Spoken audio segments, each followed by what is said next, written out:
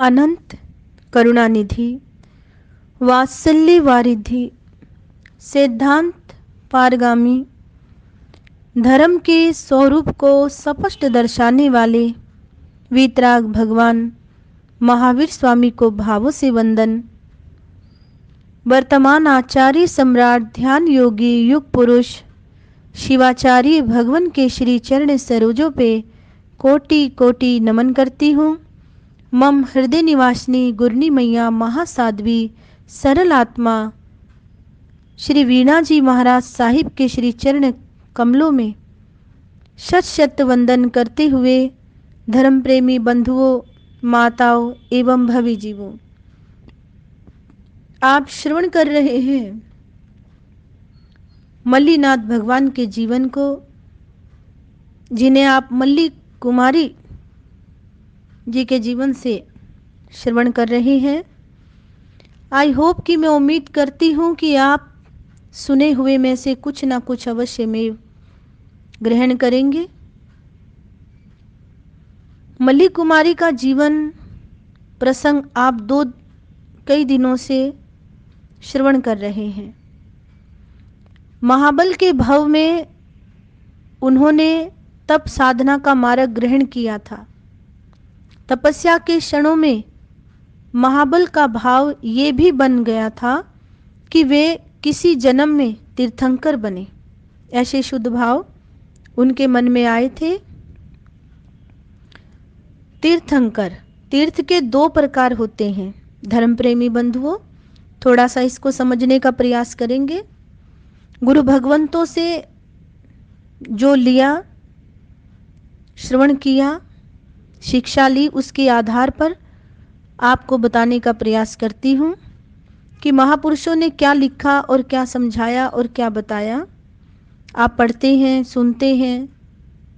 I hope कि मैं उम्मीद करती हूँ कि इसको सुनकर के भी आप अवश्य में कुछ ना कुछ ग्रहण करेंगे और शिक्षा लेंगे।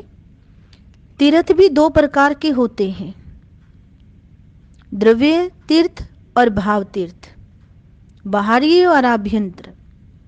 आप जानते हैं कि लोग तीर्थ यात्रा के लिए प्राय निकलते रहते हैं। कोई महावीर जी जाता है तो कोई पार्श्वनाथ भगवान जी की यात्रा करता है, कोई शत्रुंजय जाता है, कोई पालीताना जाते हैं। ये सारे धर्म तीर्थ हैं, किंतु उन्हें बनाया किसने है? जिस जिस धरती खंड के साथ किसी महापुरुष के जन्म आदि का संबंध जुड़ गया वही तीर्थ बन गया। धर्म प्रेमी बंधुओं, माताओं, भवी जीवों, ऐसा महापुरुष फरमाते हैं। तीर्थों ने इतने महान पुरुष उत्पन्न नहीं किए जितने कि महान पुरुषों ने तीर्थ बनाए हैं। तीर्थों पर जाने पर महान पुरुषों की याद आती है, उनकी जीवन झलकियां सुनने को मिलती हैं। इसलिए वे धरती खंड पावन और पवित्र माने जाते हैं। उन धरती खंडों का संबंध किसी ना किसी महान पुरुषों के जीवन के साथ जुड़ा हुआ होता है। जैन धर्म का आध्यात्मिक तीर्थ है चतुर्विद तीर्थ। जैन धर्म का आध्यात्मिक तीर्थ है चतुर्विद तीर्थ। साधु, साध्वी, श्रावक और श्राविका, ये धर्म तीर्थ है। अहिंसा आदि व्रतों को जो 2 करण और 3 योग से धारण करता है, जैन धर्म ने उस गृहस्थी को श्रावक कहा है। सच्चा साधु स्वयं दुनिया से तरता है और दूसरों को तारता है। श्रावक भी दुनिया से तरता है और दूसरों को तार भी सकता है। साधु में साध्वी और श्रावक में श्राविका का ग्रहण हो जाता है। किंतु ये श्रावक श्राविका तथा साधु साध्वी कब कहे जाते हैं? ये प्रश्न किया गया है। महापुरुष फरमाते हैं जब ये व्रत ग्रहण करते हैं तब। तो इसका अर्थ ये हुआ कि व्रत ही जीवन को तारने वाले हैं। 12 व्रत ही श्रावक को आगे तरने योग्य बनाते हैं। अनंतो गत्वा अहिंसा आदि व्रतों का ही दूसरा नाम तीर्थ है। तीर्थंकर की वाणी सुनकर जो 5 महाव्रत धारण कर लेते हैं वे साधु कहे जाते हैं, और जो सदगृहस्थ के 12 व्रत ले लेते हैं वे श्रावक बन जाते हैं। तो इस तरह चतुर्विध तीर्थ का उदय होता है। धर्म प्रेमी बंधुओं, चतुर्विध तीर्थ में व्रतों और नियमों की प्रधानता रहती है, ऐसा महापुरुष फरमाते हैं। जीव को बाहर का तीर्थ नहीं तारता। धर्म प्रेमी बंधुओं, माताओं, भव्य जीवों, जीव आत्मा को बाहर का तीर्थ नहीं तारता है। चतुर्विध तीर्थ में व्रतों और नियमों की प्रधानता रहती है, जीव को बाहर का तीर्थ नहीं तारता। महापुरुष फरमाते हैं, श्रावक का नाम तथा साधु का वेश भी किसी को पार नहीं उतारता। श्रावक का नाम और साधु का वेश भी कभी पार नहीं उतारता। तारने वाली तो व्रतों की आराधना है।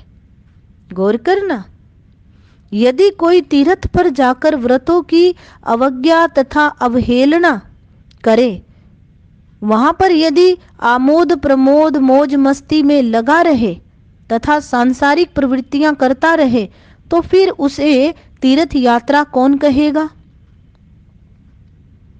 वे तो केवल तीर्थ यात्रा का प्रदर्शन ही होगा। तीर्थंकर का मोक्ष निश्चित है धर्म प्रेमी बंधुओं, किंतु मोक्ष के लिए तीर्थंकर बनना आवश्यक नहीं। जैन धर्म के 24 तीर्थंकर हुए हैं।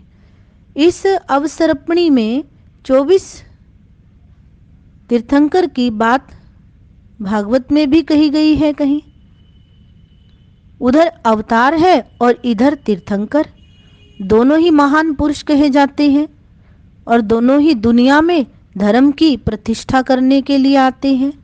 जो तीर्थंकर गोत्र का बंद कर लेते हैं उसे भी कम से कम 1 जन्म तो लेना ही पड़ता है, किंतु तीर्थंकर बने बिना भी साधक मोक्ष प्राप्त कर सकता है, ऐसा महापुरुषों का फरमाना है कि तीर्थंकर बने बिना भी साधक, सच्चे साधक मोक्ष प्राप्त कर सकते हैं। गुरु भगवंत फरमाते हैं, अरिहंतों की वाणी है, कुछ तीर्थंकर नहीं बनते लेकिन वे निर्वाण तो प्राप्त कर ही लेते हैं। तो मल्ली कुमारी भी 19वें तीर्थंकर थी। उस तीर्थंकरत्व का बीज महाबल के जीवन में पड़ गया था। उनका प्रथम भाव था स्वर्ग प्राप्त करने का। प्रथम भाव ये था कि स्वर्ग प्राप्त करूं, तथा दूसरा भाव था तीर्थंकर बनने का। तीर्थंकर बनने की एक विशेष साधना करनी होती है। जैसे एक विशेष उपाधि प्राप्त करने के लिए या विशेषज्ञ बनने के लिए विशेष प्रकार के कोर्स का विशेष रूप से अध्ययन करना पड़ता है और उसमें उत्तीर्ण भी यानी कि पास भी होना पड़ता है, तब जाकर के व्यक्ति को वह डिग्री प्राप्त होती है। तीर्थंकर जीवन भी एक विशेष डिग्री है। धर्म प्रेमी बंधुओं, महापुरुष फरमाते हैं कि तीर्थंकर जीवन भी एक विशेष डिग्री है। इसके लिए विशेष प्रकार की साधना भी करनी पड़ती है। सामान्य साधना से ये पद प्राप्त नहीं होता। तीर्थंकर बनने के लिए साधक को 20 बोलों की या इनमें से 20 में से किन्हीं विशेष गुणों की साधना करनी होती है। आज तीर्थंकर गोत्र के बंध के संबंध में महापुरुषों से सुनी हुई मैं 10 बातें बताऊंगी। इन सभी बातों का तनिक विवेचन करना भी आवश्यक है, इसीलिए बता रही हूँ। सो आप ध्यान से सुने, आशा करती हूँ जरूर चुनेंगे कुछ ना कुछ। अरिहंत, सिद्ध, साधु, स्थविर, तपस्वी, बहुश्रुत, निर्ग्रंथ प्रवचन तथा श्रुत ज्ञान, इनकी भक्ति बहुमान करने से तीर्थंकर पद की क्या होती है? प्राप्ति हो सकती है। जो व्यक्ति राग द्वेष को जीत लेता है वे अरिहंत है। कोई भी व्यक्ति अरिहंत बन सकता है। कोई भी व्यक्ति अरिहंत बन सकता है। इससे आगे का प्रवचन आपको बहुत ही सरल रूप में सुनाने का प्रयास करूंगी। गुरु भगवंतों की वाणी है। अरिहंत परमात्मा की कृपा आप पर बनी रहे सदैव, ऐसी आपके लिए शुभ भावना भाती हूँ। और मल्लीनाथ भगवान के जीवन प्रसंग को इसी प्रकार से हम जारी रखेंगे। आज के लिए इतना ही। ओम शांति। जय महावीर। मल्ली जिन बाल ब्रह्मचारी, देखन को आए नर नारी। बोलिए मल्लीनाथ भगवान की जय।